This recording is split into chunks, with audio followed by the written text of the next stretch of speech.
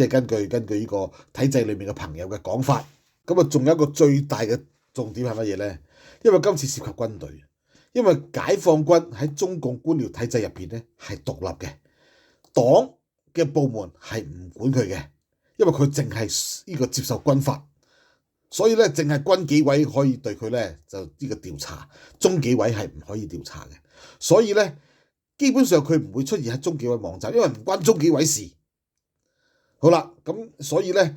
一個叫做咧黨嘅問題咧就唔係軍隊嘅問題嗱，所以咧所有嘅人都唔會做法，但係當所有嘅即係當佢正式被定罪，開除軍籍黨籍咧，咁之後就會批判啦。咁所以咧我哋睇即係而家就唔是都唔會嘅，所以咧呢幾日咧大家有耳福啦，嚟緊會不斷聽到呢啲故事，越係聳人聽聞越係精彩嘅，我哋一定同大家報道。喂，咁精彩故事唔聽嘥咗啊，係咪啊？呢啲嘢咧我哋當學下嘢都好嘛，即係點樣造謠，點樣學下嘢啊。